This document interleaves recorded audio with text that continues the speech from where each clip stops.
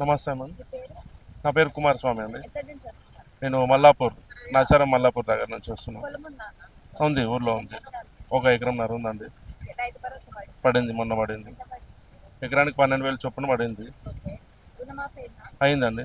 1,00,000 రూపాయలు ఉండేది, 80,000 ఉండను, అది కంప్లీట్ అయిపోయింది. వస్తున్నాయి కదా. మొన్న రీసెంట్గా 3 months ఒకేసారి ఇచ్చిండు. బాగుంది, నెలకి తిరిగి ఇబ్బంది పడకుండా ఒకేసారి ఇచ్చారు. హ్యాపీగా ఉన్నాం. బాగున్నాయి, మంచి క్వాలిటీ ఫుడ్, అవే తింటున్నాం ప్రజెంట్ ఇప్పుడు. వస్తుంది. మాకు యావరేజ్గా 250, 300 వరకు వచ్చేది. ఇప్పుడు అసలు 0 బిల్ అండి. మ్యాక్సిమం ఒక 9 months అవుతుంది అనుకుంటా. ఫ్రీ అయింది. వస్తుంది కానీ వస్తుంది. అమౌంట్ తీసుకునేటప్పుడు 950 తీసుకుంటున్నారు, మళ్ళీ తర్వాత 500 మాకు సబ్సిడీ వస్తుంది. 300 వస్తుంది. 300 సబ్సిడీ మెసేజ్ వస్తుంది. బాగుందండి, పర్లేదు.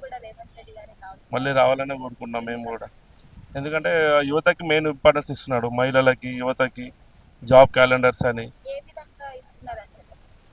ఇప్పుడు చూస్తున్నాం కదా మనం ప్రజెంట్ హెచ్సియులో ఏదో ఇష్యూ చేసి దాన్ని బయటకు పబ్లిక్ అంతా వేరే వేరే మీడియా వాళ్ళు అంతా ఆలోచన చేస్తున్నారు. వాళ్ళు చేసేది కరెక్ట్ పద్ధతి అని నేను అంటున్నాను. మన గవర్నమెంట్ డెవలప్ చేసుకోవాలి. ప్రజెంట్ మన దగ్గర బడ్జెట్ లేదు, ఏ విధంగా బడ్జెట్ తెచ్చుకుంటే బెటర్ అని చెప్పేసి బయటికి తీసుకొస్తున్నాడు. చాలా పద్ధతి ఉంది, బాగుంది మేడం. ఇంతవరకు ఏ సీఎం చెప్పనటువంటి విషయాలన్నీ కూడా బయటికి చెప్పి బడ్జెట్ ఏముంది, ఏం లేదు, పబ్లిక్ ప్రతి ఒక్కరికి తెలుస్తుంది. చదువుకున్న వ్యక్తి ఎవరైనా అడిగినా కూడా కాంగ్రెస్ ప్రభుత్వం కరెక్ట్ అనే అంటారు.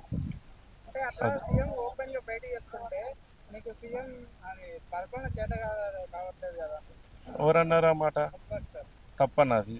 నువ్వు లోపల ఏదో దాచిపెట్టి ఇంకా ఏదో బయటకు ఏదో మీద మెరుగులు లోపల పురుగులు అన్నట్టు ఇన్ని రోజులు నువ్వు నడిపించినావు 10 years. అవునా కదా అన్న? ఇప్పుడు ఉన్నది లేదు మొత్తం బయట గుండె గుత్తా చూపించేస్తున్నాడు కదా, అది చాలదా?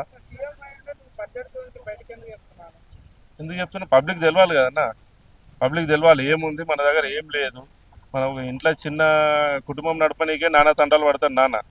అవునా కదా? అట్లాంటి ఒక రాష్ట్రం నడపాలంటే ఉండాలి కదా, మినిమం మెయింటెనెన్స్ ఉండాలి. అది ఏం ఉంది, ఏం లేదు, ఓపెన్గా పబ్లిక్ చెప్తేనే కదా తెలిసేది పబ్లిక్కి. ఇవాళ రేపు ఏదో బర్రెలు తీసుకో, నీ గొర్రెలు నువ్వు గాయి, నీ బర్రెలు నువ్వు గాయి బతుకు అంటే అది కాదు కదా. ప్రతి ఒక్క విద్యావంతుడు చదువుకోవాలి, పైకి రావాలి అనే ఉద్దేశంతో జాబ్ క్యాలెండర్స్ పెడుతున్నాడు, జాబ్స్ ఇస్తున్నాడు. రీసెంట్గా మళ్ళీ కానిస్టేబుల్ జాబ్స్ కూడా ఇస్తున్నాడు. Subscribe us and press the bell icon for more interesting updates.